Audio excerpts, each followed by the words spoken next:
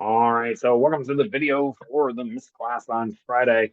So it turns out we can actually further distinguish most systems by looking at or classifying what are called reversible versus irreversible processes. So what's a reversible process? So a reversible process is a process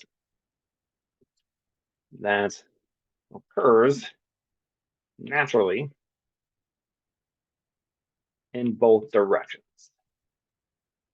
It's a little bit vague at the moment, but let me kind of talk about irreversible processes and then we'll talk a little bit further about that. So what's an irreversible process then? So an irreversible process is a process that occurs in only one direction. A process that occurs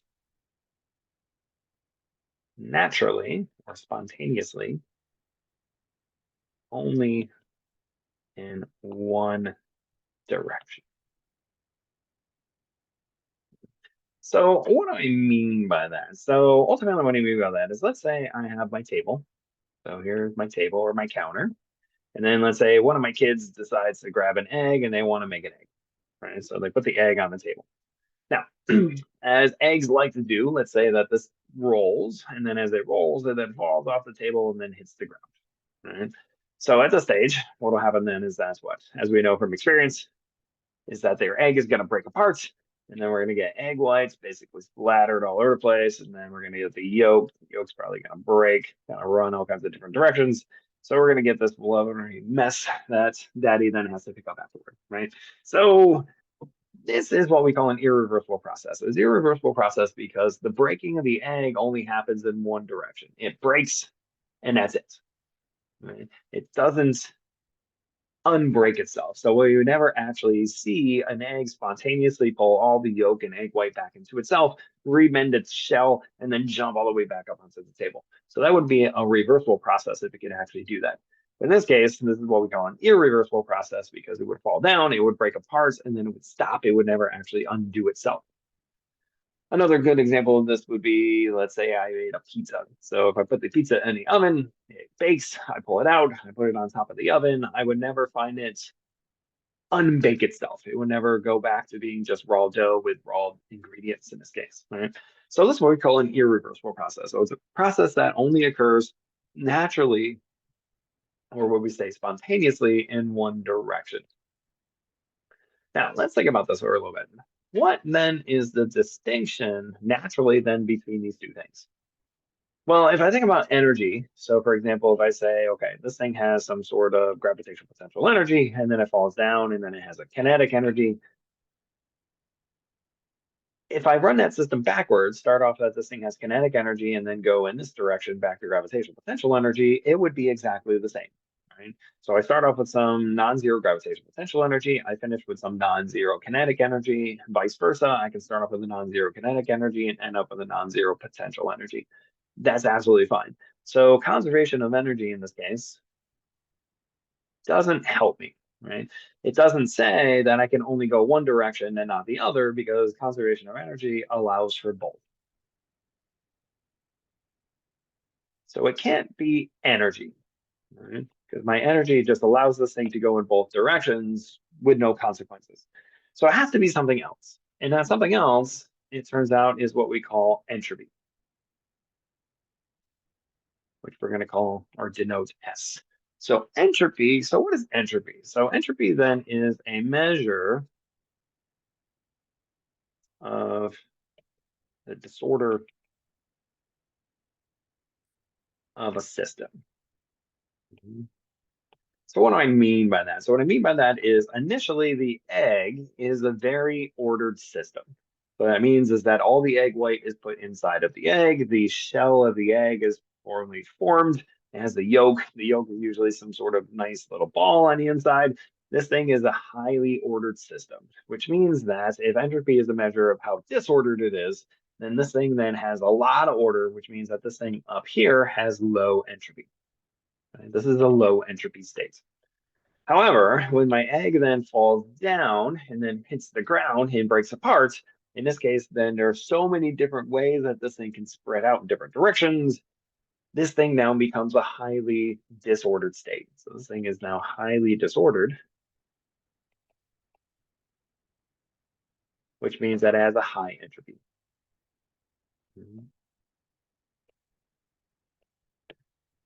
So what does this tell me? So this tells me that what if I had a ball instead, if this was my ball here and the ball fell down and landed on the ground, then the ball in this case would have what? Again, a low entropy initially, and then a low entropy finally.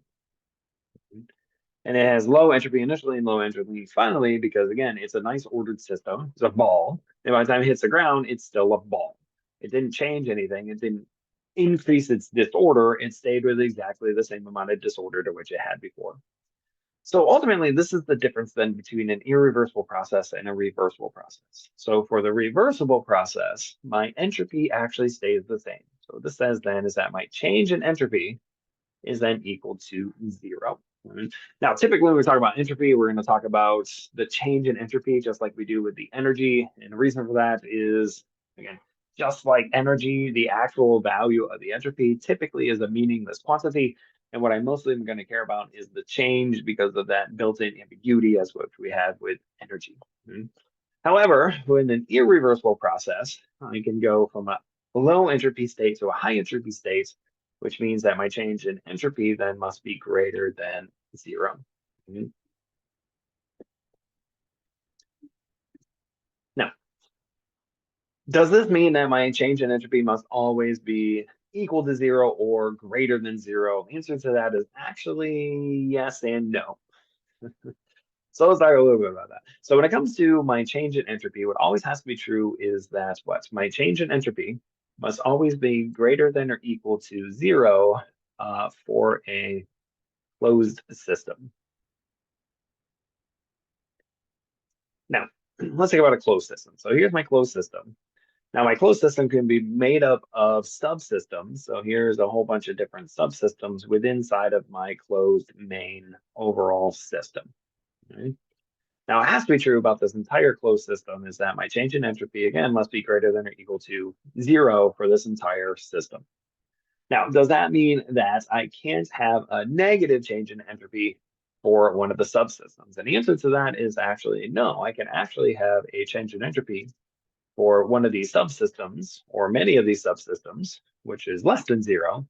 But as long as everything else around it has a change in entropy, which is greater than 0, so that way when I sub over all of these possible subsystems, my total change in entropy is either greater than or equal to 0. Now, to give you a good example of that, what happens to us as people? So what we know is that we're created, right, from an egg, right, which has a sperm originally come into it. So in this case, we start off with a fairly random, disorganized state. Right? However, as we grow, we become what? A very organized, highly ordered state, right? So in this case, we actually go from a level of high entropy to a lower level of low entropy, which means we're one of these subsystems that actually has a negative change in entropy. Basically, anything is going to be like this. So when it comes to plants and animals, they always go from a system of what? Low or high entropy to a system of low entropy as it becomes more and more and more ordered. Unless, of course, we have something like cancer, which is a highly disordered state. But we're going to be a negative entropy state, or at least a negative change in entropy state. Now, everything else around us, though, will be in a change in entropy greater than 0, right? So for example, if you think about your room, whether it's your dorm room or if you're like me and you got kids, you clean up the house and then all of a sudden 5 minutes later they have destroyed it, right? So in this case, they have gone from a low entropy, highly ordered state to a huge high entropy state or high entropy state, right? As they throw things all over the floor, the cushions are always on the floor, et cetera, et cetera. Right? Again, buildings are constantly crumbling down, right? Things are breaking apart, etc. Everything is seeking this high entropy state. So it turns out that, at least for a closed system, the entire system as a whole has to abide by this. But for the subsystems, they do not. So as long as I have my total system as a change in entropy greater than or equal than to 0, as long as I can still have subsystems that are less than 0. So again, all that means then is that for an irreversible process, my system always wants to seek a state of increased entropy. So increased disorder. Mhm. So let's actually use this now. Let's actually define now what entropy actually is. So let's mathematically put some entropy in here. But again, here we're going to look at specifically the change in entropy. So let's look at a couple different cases. So my first case I want to look at is case number one. What happens if I have T is equal to a constant? So meaning that we have an isothermal process. So in this case, if I think about plotting my pressure versus my volume, right, I'm going to have Boyle's law, right? So I'm going to be riding along this particular isotherm. So this is my isotherm, which it is that I'm lining across. So I want to look at, right, my change in entropy along this state. So in this case, as long as I'm on an isotherm, what this thing says then is my change in entropy then is going to be equal to the heat divided by that constant temperature, where the heat in this case then is the heat added to the system. So this is my change in entropy. So using this, we know heat has n units of joules. We know temperature has units of Kelvin. So that tells me that my entropy, or at least my change in entropy, has units of joules per Kelvin. Like that guy. Now, let's say that case number two, I'm going to go along a non-isotherm, but now my final temperature is approximately the same thing as my initial temperature. So basically meaning that my temperature changes, but not by a huge amount. So it's roughly constant. So in this case, we're going to say then that our change in entropy then is going to be equal to the heat added to the system divided by our average temperature, where our average temperature then is going to be equal then to, it's approximately equal to this, my initial temperature plus my final temperature all divided by 2. So this is my average temperature. Right. And then finally, in its most general form, do that one in green. So in the general form, T is just not a constant. It can change rapidly or wildly. So in this case, we say that our change in entropy then is going to be equal to the integral from my initial state or state 1 to my final state of state 2 of the differential heat added to the system divided by the temperature. So this is then our most general form. This is most general. So again, if I have constant temperature, i.e. an isothermal process, I can use the first one. If I have roughly a constant temperature, but changes only by a little bit, we can then do it in terms of the average temperature. And then if I have a vast change in temperature, and then it's going to be the integral from the initial state to the final state of then the heat added to the system, or at least the differential heat divided by the temperature. So great. So let's use all this and let's kind of do an example here. So let's say I have a thermodynamic process where I'm going to take a N is equal to 1 monatomic ideal gas from a initial volume of V0 to a final volume of V1. This is my volume on this axis, where I'm told that my final volume is 4 times my initial volume. And then I'm going to go from an initial pressure P0 to a final pressure of 2 times P0. So I'm going to increase the pressure by 2 times. We're going to do this along some thermodynamic process where I'm going to start off at state A here, which has the initial pressure with the initial volume. I'm going to go to state B here, right, along the isobaric line. So we're going to do that at constant pressure. And then I'm going to go to state C, which then has V1 worth of volume and then 2P0 worth of pressure along then the line that is isovolumetric. And then finally, we're going to go back to state A from state C along this particular line here. So this is my state C. Good. What we're going to know in this case then is for part A, what is the work divided by the initial pressure times the initial volume going from A to C, oops, there we go, A to C, along the curve that goes from A to B to C. All right, so we're going to go along the red and then the green. Part B then, what I want to know is what then is my change in internal energy divided by my initial pressure times my initial volume going from B to C, so along the isovolumetric part. And then part C, I want to know what is my change in internal energy per pressure to initial volume for the full cycle. Part D, I then want to know what is my change in entropy equal to going from B to C. So again, along the isovolumetric. And then finally, part E, I want to know what is my change in entropy for the complete cycle. So good. So let's look at this. So first of all, for part A, since I want the work, what we know is that the work is going to be equal to the area under the curve. Now, in this case, since I know that going from B to C is isovolumetric, which means there is no work, that means the work in this case is simply going to be the work done going from A to B, which is then the area under the curve. So for part A, we then know that the work is going to be equal to what? My constant pressure, which is P0, times then my change in volume, since I have constant pressure. So this then is going to be equal to P0 times then V1 minus V0. But again, I know V1 is 3 times the side of V0. So this guy is going to be equal to 3 times P0 V0, which means my work per pressure initial per volume initial is simply equal to 3. Good. Part B, I now want to know what is my change in internal energy. Well, again, going from B to C, we know this guy is, again, isovolumetric. And we know that isovolumetric means that the work going from, in this case, B to C must then be equal to 0, which means that according to my first law of thermodynamics, my change in internal energy then must then be equal to simply my heat. Now, again, since this is isovolumetric, I know this has to be NCV times my change in temperature. And since this is a monatomic gas, I know that CV must be the same thing as 3/2 of R. So it's going to be the same thing as 3/2 NR delta T.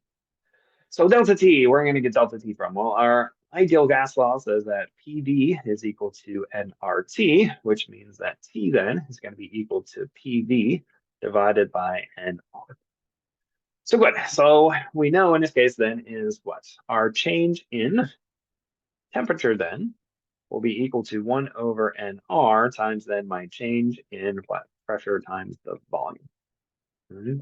Going from B to C, which means that in this case, I have isovolumetric, so my volume stays exactly the same. So in this case, then I'm going to get simply what? My volume divided by nR times my change in pressure, which is going to be the same thing then as what? My volume initial, or sorry, volume one, divided by nR times then 2 times P0 minus P0, which then is going to be the same thing then as what? 4 times P0 V0 divided by nR, where again, I know V1 is simply 4 times the size of V0.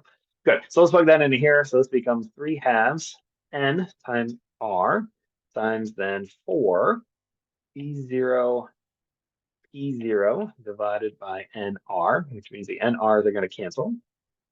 Good. This 2 here is going to cancel back to make that a 2, and then I get a 3 times 2, which is 6, times P0 V0, or finally my change in internal energy divided by P0 V0 will then be 6. Okay. Part C, what is my change in internal energy? Well, we know the change in internal energy for an entire cycle must be equal to 0. As we talked about for our thermodynamic processes, then our change in internal energy for a full cycle must be equal to 0, which means our change in internal energy divided by the initial pressure times the initial volume is also then equal to 0. So good. Next part D. Well, in this case, we know that the temperature will definitely not be the same. And it probably won't be too close to it either, based off what we did here. Right? So in this case, we know this is going to change rather rapidly, right? 4 times. So in this case, what can we say then? Well, we can then say that our change in entropy is going to be equal to the integral from my initial state, which is state B, to the final state, which is state C, of my differential Q divided by the temperature. Good.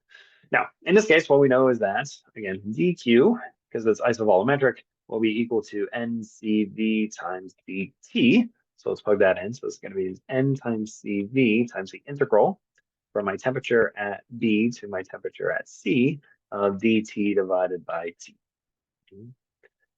So good. So integrating, this thing is simply a natural log. So I'm going to get n times CV, a natural log of TC divided by TB. Now, what we also know is if we look at the ratio of what? PB, DB divided by PC, VC is equal to TB divided by TC, or ultimately what I want is actually the inverse of that. Right? So this says that TC divided by TB then is going to be equal to PC, but PC is 2 times P0 times then V, which is going to be V1, divided then by P0 times V1, which is the same thing as simply 2. So this says then that the ratio of the temperature at C versus the temperature at B is twice the size. So if we plug that in, this thing then becomes equal to what? 3/2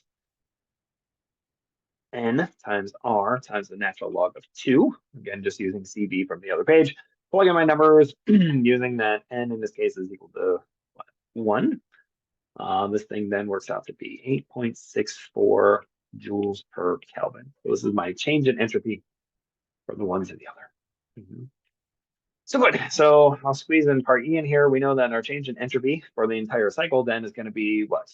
So in this case, I would just integrate from TA to TA, but that would give me a natural log of TA divided by TA, which is the same thing as the natural log of 1.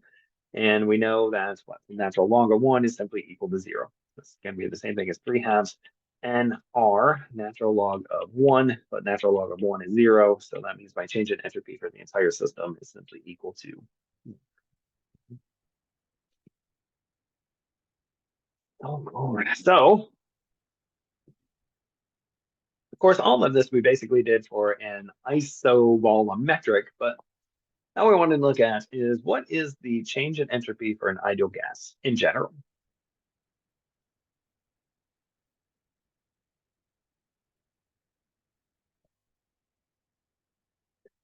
So let's say that I can have a change in pressure as well as a change in volumes. Let's look at how this thing would actually change overall in both cases.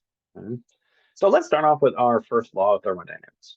So the first law says that, again, our change in internal energy is equal to the heat uh, plus our work done on the gas. Now, in this case, what we know is that our integral depends on dq, which means what we really want to look at is the differential version of this. So let's look at the differential change in internal energy is then equal to the differential change in heat plus the differential work which is done on the gas. Now, let's solve this then for dq. So this says that dq then is going to be equal then to my differential change in internal energy minus then my differential work done on the gas. Now, what else do we know? We know our change in internal energy then, based off of what we just did for the isovolumetric, will then be NCV dt. And we know that's what? The work done by the gas, which is equal to negative the work done on the gas. So this is the same thing as work done by the gas, is then going to be equal to then the pressure times dV.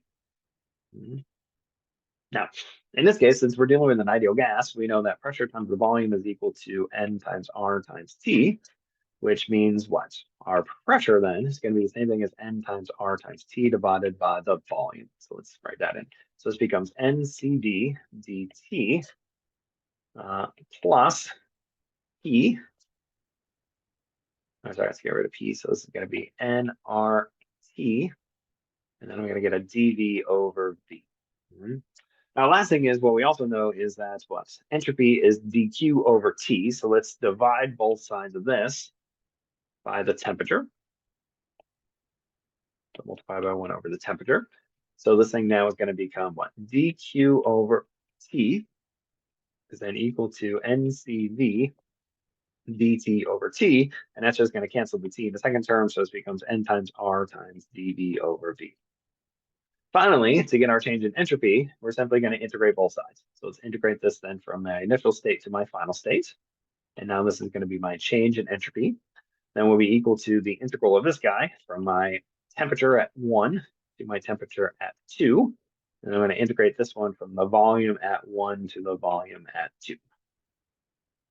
So finally, this thing gives me that my change in entropy is going to be equal to the number of moles times CV times then the natural log of my temperature at state 2 divided by my temperature at state 1 plus N times R times then what's my natural log of the volume at 2 divided by the volume at 1.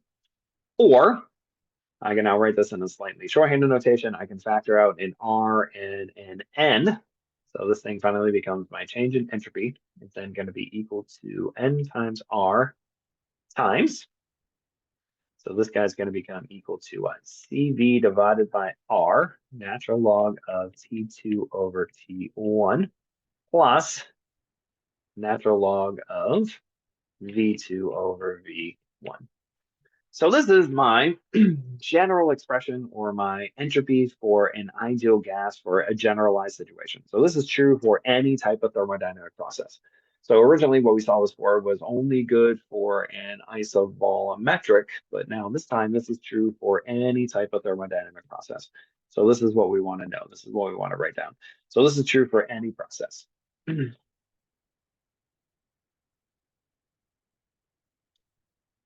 So this says then is I can calculate my change in entropy along any particular path for any type of thermodynamic process, unlike in the previous problem.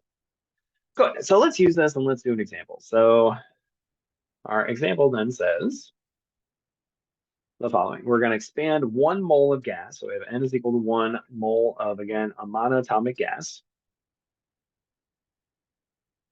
which is initially at P initial, which is equal to 5 kilopascals. And at initial temperature T0, which is equal to 600 Kelvin, with an initial volume V0, which is equal to 1 meter cubed. Now we're going to raise this then to a final volume, which is then equal to 2 meters cubed, which is then 2 times my initial volume. So I want to know at any instant during the expansion, the pressure and the volume of the gas are related by the following expression. So now what I have is that my pressure, which is actually going to be a function of the volume, is then equal to the initial pressure times E to the initial volume minus the final volume, whatever that final volume is, divided by A, where A, as it turns out, is also equal to V0. Nice numbers. Okay. So first thing I want to know is for part A, what is the final pressure? So when my volume goes to the final volume, I want to know then what is my final pressure equal to when my volume then goes to my final volume. Okay, that's the first thing I want to know. Then what I want to know is part B, what is my final temperature? What's this guy equal to? Part C, I want to then know what is the work done to move this thing from the initial volume to the final volume. And then finally, part D, I want to know what is my change in entropy. Well, let's write this down. So let's look at part A first. Part A is actually pretty nice and easy. All we then have to do is evaluate our pressure at my volume is equal to my final volume. So let's plug that in. So this guy's going to become equal to my initial pressure times E to the initial volume minus my final volume, all divided by my initial volume. Okay. So this guy then becomes my initial pressure times E to the initial volume minus then 2 times my initial volume, all divided by my initial volume. So here my initial volumes, of course, are going to cancel.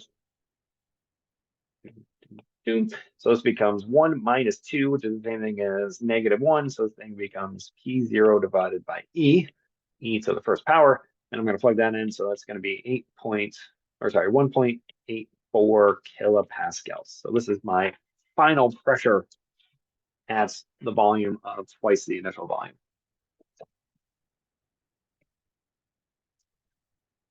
Now, let's look at the temperature. Now, since this is an ideal gas, we can easily then find our temperature. So for part B, so this says that's what? My final temperature divided by my initial temperature must be equal to my final pressure times my final volume divided by my initial volume times my initial pressure.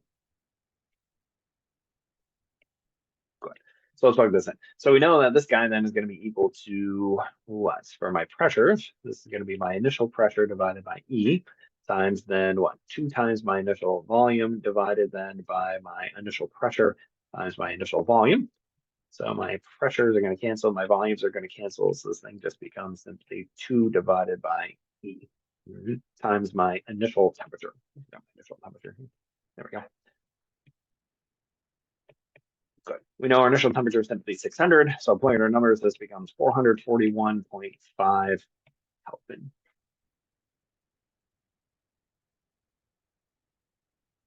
Let's look at the work done. So the work done, part C. So we know the work done in its general form, work is going to be equal to the integral from my initial volume to my final volume of my pressure integrated over the volume. So good. So let's plug this in. So this is going to be the same thing then as my integral from my initial volume to my final volume of then my initial pressure e to the initial volume minus my volume divided by my initial volume. And then I'm going to integrate this over the volume. So this is going to be the same thing then as my integral from my initial to my final volumes of my initial volume times e to the 1 minus v over v0 dv. Now remember, an exponential I can break apart, so I could rewrite e to the 1 minus v over v0 as then simply equal to e times e to the minus v over v0. Now, since I have that e here, I can pull that e out front because it's a constant. So this becomes p0 e times the integral from the initial volume to the final volume of then e to the minus v divided by v0 dv. Now remember, the integral of a exponential is the same thing as the exponential, but then I'm going to what? Divide by the derivative of the exponent. So this guy then becomes what? So this guy's going to become the same thing as negative p0e times v0 times then e to the minus v divided by v0, evaluated from v0 to v final, right? Where v final is twice of v0. Now, plugging that in, what happens then is I get a minus p0 e v0 times. Let's plug in this one. So this then becomes e to the minus 2 minus e to the minus 1. So plug in my numbers. What I get in this case then is this works out to be 3.16 kilojoules. So this then is my work. Finally, part D. This says now my change in entropy. So we know my change in entropy now is going to be equal to what? N times R times then CV over R, natural log then of my final temperature to my initial temperature, plus then the natural log of my final volume to my initial volume. So in this case, I know it's ideal gas law, which means, or not ideal gas, sorry, monatomic gas, which means, again, CV is equal to 3/2 of R. So the R's are just going to cancel out, at least from that expression. So this then become my number of moles, where my number of moles was, go back to here, 1. So good. We know our final temperature is related to our initial temperature this way, so by 2E. So plugging all that stuff then, what I get then is that this is 1 times R times then 3/2 of the natural log of the temperature. So it's going to be natural log of what? 2 over E plus then the natural log of simply 2. Look at my numbers. What I find in this case then is this works out to be 1.94 joules per Kelvin. So this then is my change in entropy. So all of this then brings us together to what we call the second law of thermodynamics. So the second law of thermodynamics simply says that's what? For any closed system, as we actually already stated, the change in entropy must always be greater than or equal to 0. This has to be true for any closed system. Now, this is true for any reversible or irreversible process. And again, This has to be true for any system. Now, again, this doesn't mean that there can be a subsystem inside of our system whose change in entropy can be negative. That can always be true. But again, as long as I'm talking about the entirety of my closed system, it has to be then greater than or equal to 0, which means if it's equal to 0, this then is a reversible process. However, if my change in entropy is greater than 0, this then is our irreversible process.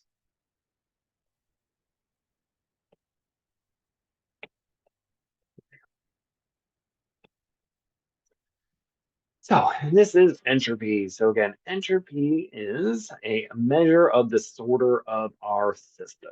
So basically, we're going to start looking at then on Monday, and we should finish off everything, I believe, probably on Monday. If not, we'll do a little bit then on Wednesday. But basically, we're going to start applying this idea of entropy then to heat engines and to refrigerators. And we'll talk about the second law of thermodynamics in terms of these particular quantities. And then from these particular quantities, we'll define some other things. And then we'll start looking at some examples of closed PV diagrams. And then that'll be the end of our class. So anyways, hopefully everybody has a good weekend. I will see everybody on Monday. And yeah, have a good one.